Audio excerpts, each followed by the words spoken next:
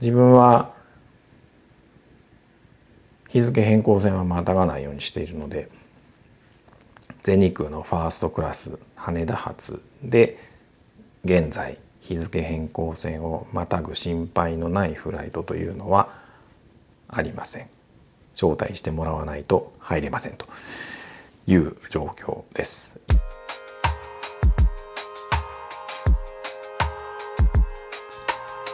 このチャンネルはファーストクラス専門チャンネルです。体験しなければ伝えられないをモットーに、世界中のファーストクラスに自ら登場し、すべて実体験をもとに一歩先を行くファーストクラスの解説、レビューをしていきます。はい、こんにちは。ファーストクラスの解説です。今日はファーストクラスラウンジ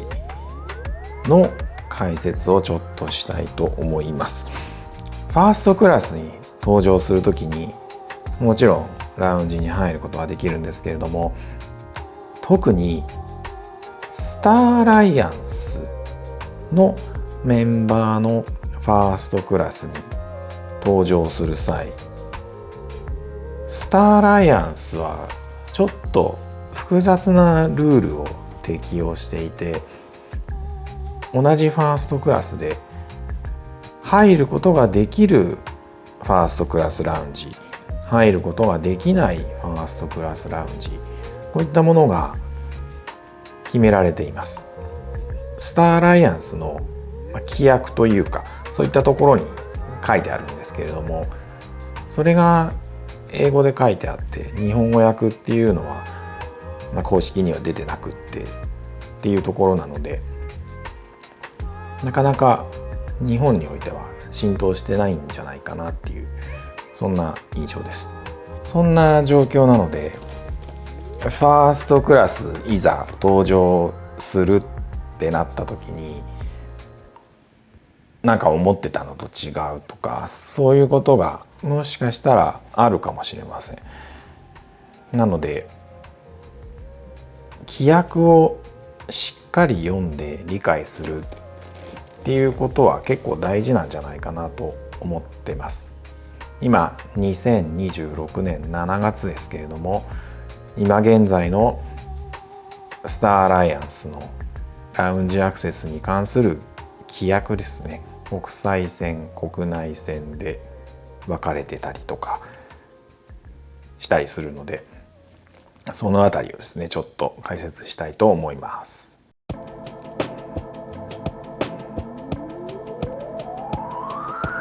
それでは早速スターアライアンスのラウンジアクセスポリシーを見ていきましょう。まず国際線のファーストクラス搭乗客の利用条件を見てみましょう。ここに書いてあります。国際線ファーストクラスに搭乗する場合は、出発空港にある国際線ファーストクラスラウンジおよびスターアライアンスメンバーの航空会社のラウンジを利用できますけれども、ここにウルトラプレミアムエクスクルーシブラウンジを除くと書いてあります。で、このウルトラプレミアムラウンジ以外の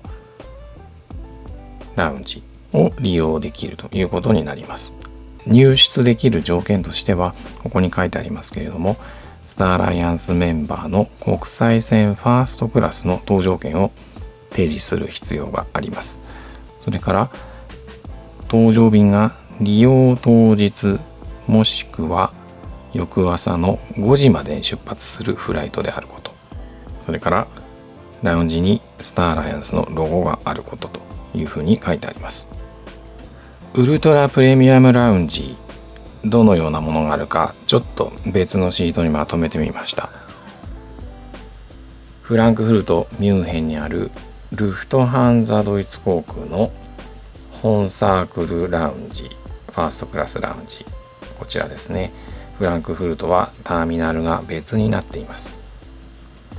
誰が入れるのかというと、ルフトハンザ、それからスイスインターナショナルエアラインズのファーストクラス搭乗者、自社の本サークルメンバー、本サークルステータスを持った人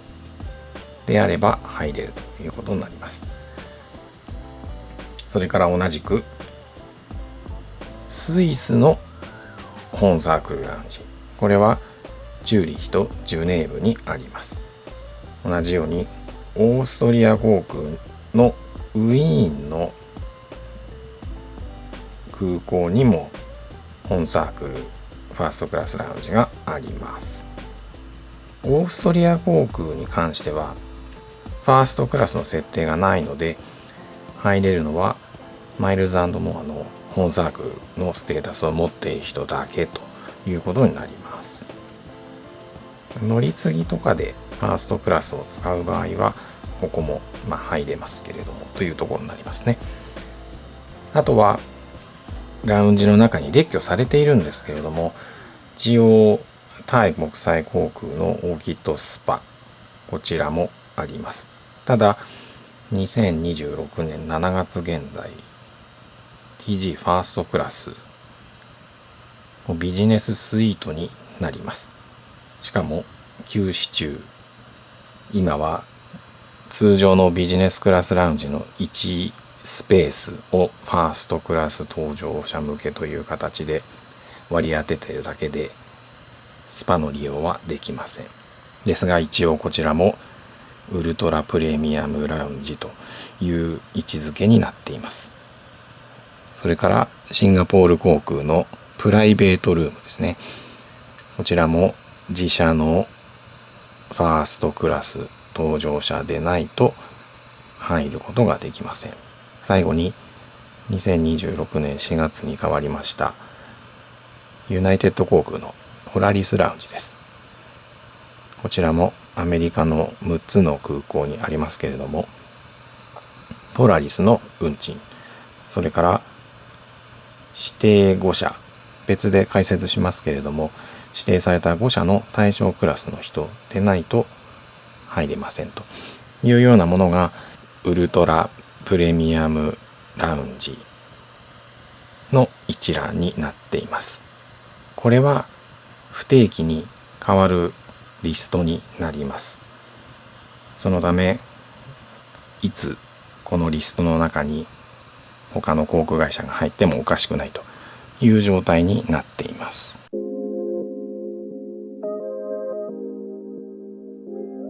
各航空会社のウルトラプレミアムラウンジの現状ですけれども、まずシンガポール航空ですね。こちらはプライベートルーム、これがウルトラプレミアムラウンジになっています。入れるのは S 級便のスイートクラスもしくはファーストクラス搭乗者のみで、同行者は不可となっています。スターアライアンス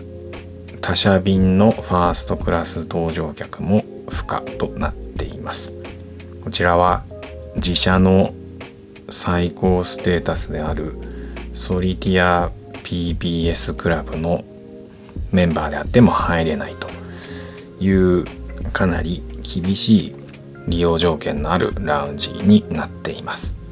続いてユナイテッド航空のポラリスラウンジですけれども、まず自社便については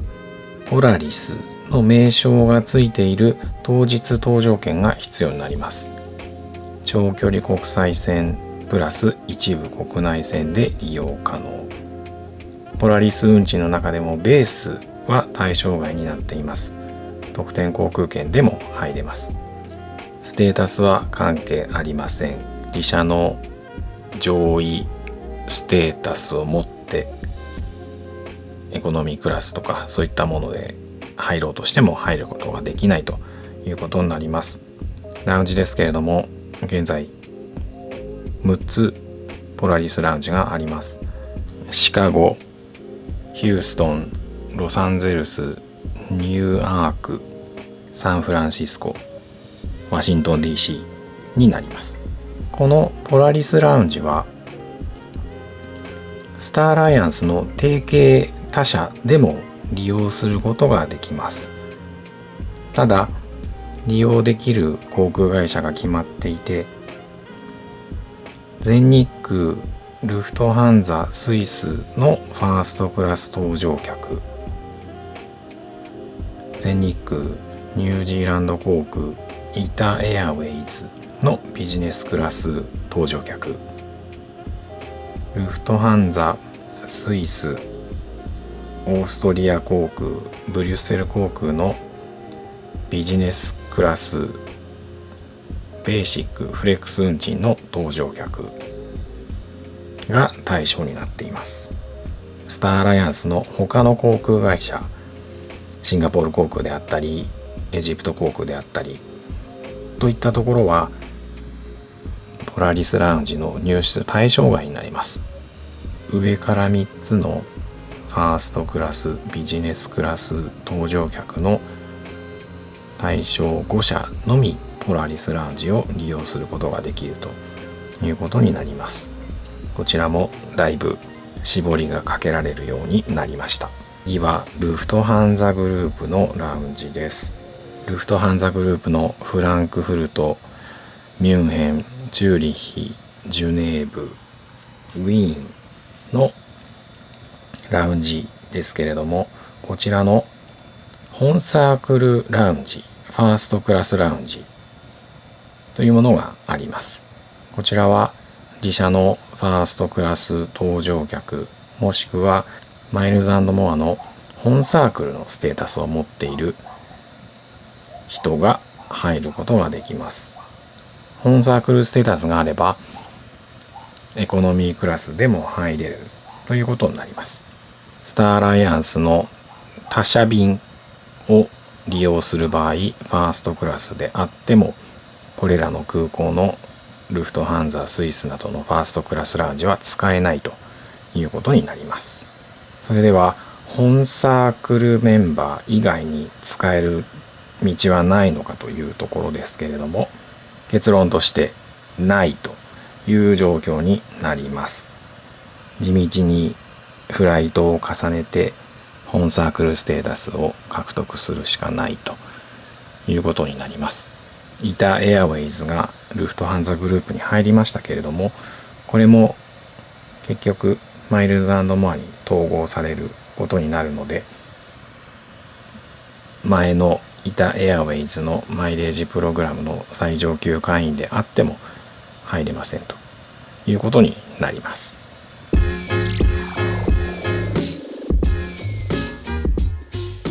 全日空の国際線、国内線 ANA スイートラウンジの入室条件はこのようになっています。全日空もファーストクラスラウンジ ANA スイートラウンジっていうのがあります。これはウルトラプレミアムラウンジには入っていないので、他の航空会社のファーストクラスに乗るとしても全日空のスイートラウンジっていうのは使えるということになります。そこが各社で統一されていないというか、一方では OK だけど一方ではダメとか、そういう事態が結構あり得るという感じになります。全日空はシンガポール航空と相互協定を行っているため、ラウンジに関しても独自のルールがあります。シンガポール航空の最上位ステータスソリティア PPS の会員は全日空のスイートラウンジを利用することができます。こちらはエコノミークラスでも OK。 逆に全日空のダイヤモンド以上のメンバーはシンガポール航空のファーストクラスラウンジ、プライベートルームではないファーストクラスラウンジを利用することができます。この時はそれぞれ全日空のステータスを持っている時は全日空便、シンガポール航空のステータスを持っている時はシンガポール航空便で搭乗する必要があります。シンガポール航空のファーストクラスラウンジに入るための方法ですけれども、プライベートルームとは違ってウルトラプレミアムラウンジにはなっていないので、自社便のファーストクラス搭乗、それから自社のソリティア BBS クラブの会員、スターアライアンス他社便のファーストクラス、それから全日空のダイヤモンドメンバー、これらの人たちが利用できるということになります。各社のラウンジをまとめるとこのようになると思います。全日空シンガポール航空についてはやや開放型、一番厳しいのはシンガポール航空のプライベートルームやルフトハンザグループのファーストクラスラウンジ、この辺りかなというところになります。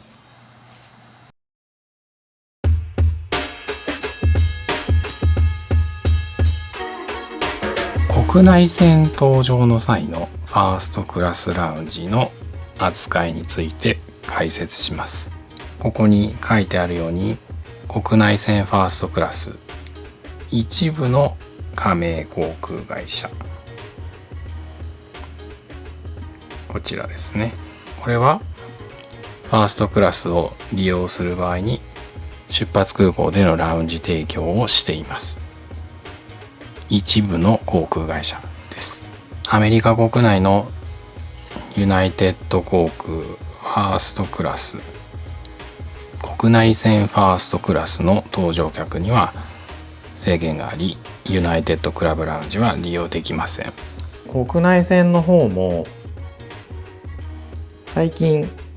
全日空の国内線のクラスの名前がプレミアムクラスからファーストクラスってなりましたけれども、ファーストクラスという名前にもかかわらずスイートラウンジは使えませんと、引き続き通常の ANA ラウンジに案内されるという感じになってます。なのでそこはファーストクラスなのにっていうところではあるんですけれども、これもよく規約を読むとですね、Some Member Airlines Offer って書いてあるので、スターアライアンスメンバー全部の航空会社が国内線ファーストクラス搭乗客をファーストクラスラウンジに案内するっていうような書き方ではないんですよね。そこは航空会社ごとの裁量に任されているようです。なので全日空は裁量でスイートラウンジではなく ANA ラウンジ、通常のラウンジを利用させるというふうに判断をしています。なのでここは規約上は違反はしていないという感じになります。自分がもしスイートラウンジ国内線の方に行こうと思ったら誰かに連れてってもらうしかないかなっていう感じです。はい、いかがでしょうか。というわけでウルトラプレミアム、このラウンジに入るには、自社のファーストクラス搭乗、もしくは自社の最上級会員っていうんですかね、そういったところの人たちではないと入れませんという制限が設けられているラウンジもあります。なのでいくら提携航空会社のファーストクラスに搭乗するって言っても入れないラウンジもありますという感じになります。ここがちょっとややこしいところなのかなっていうところで、自分も以前フランクフルトを出発するタイ航空のファーストクラスに一回乗ったことがあるんですけど、その時はやっぱりルフトハンザのファーストクラスラウンジではなくセネターラウンジ、要はフランクフルトってファーストクラスが出発するターミナルはもう独立してあるので、それ以外のルフトハンザ以外の航空会社はその専用ターミナルからは出ないようになっているんですね。通常のターミナル、こちらから出発することになるので、ルフトハンザのラウンジって専用の場所があって、通常のターミナルとはちょっと離れたところにあります。そこから車で登場するゲートまで乗せてってくれるっていう、そういう仕組みになってるので、タイ国際航空のフライトに乗ろうとした場合、それができないんですね。もちろん仮に全日空がファーストクラスをフランクフルトから飛ばしますってなった時も、ルフトハンザのフライトではないので、ルフトハンザのファーストクラスラウンジは使えませんということになります。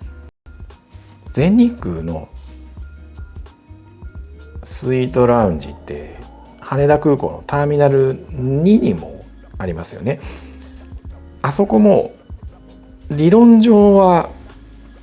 提携航空会社のファーストクラスであれば入れるということになるんですけれども、この2026年7月現在ターミナル2を出発する国際線って全日空便しかないですという状態です。全日空のスイートラウンジに入るには自社のファーストクラスに登場するか、全日空のダイヤモンドメンバー以上のステータスの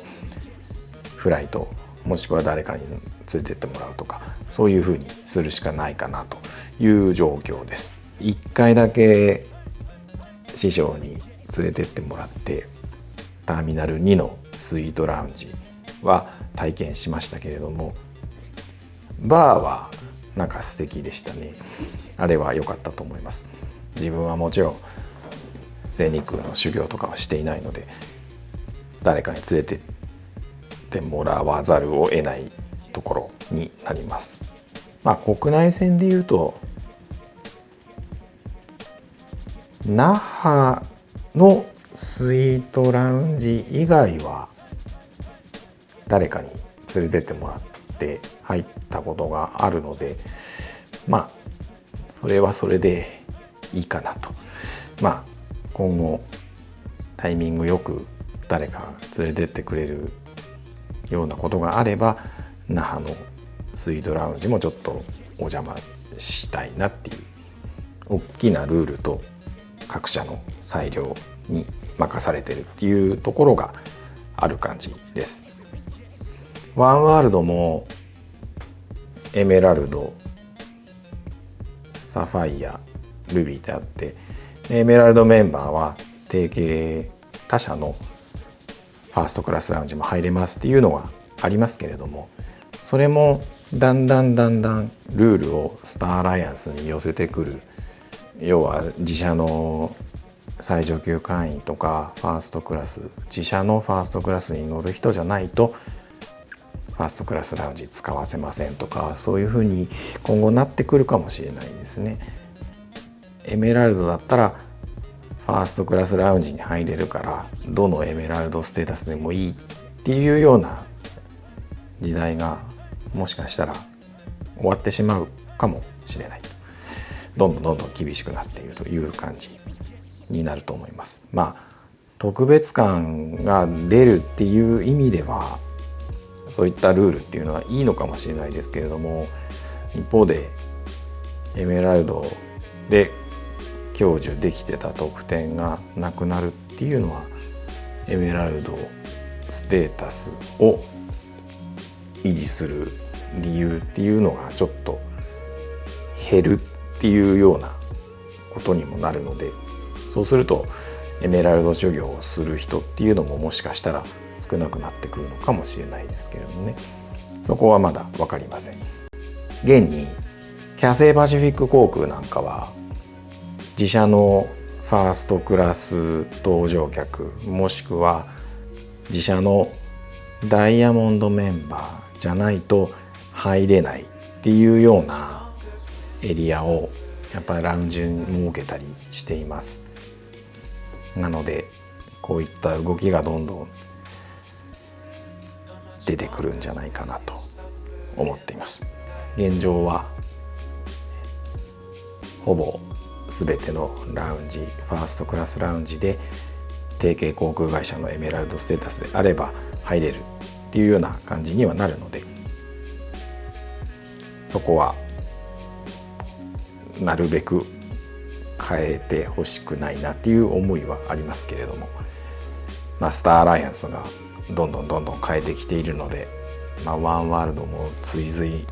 するのかなっていうような気はしています。一方でそのウルトラプレミアムラウンジに入るための壁を越えるとやっぱり人が少なくってで素敵な世界が待っていてっていう、シンガポール航空のプライベートルームとかスイスのファーストクラスラウンジとかそういったところは素敵だなと思うので、それはそれで、特別感を出すっていう意味ではありなのかなとは思います。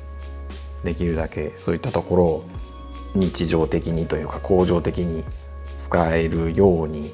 なれるよう努力はしたいなと思っています。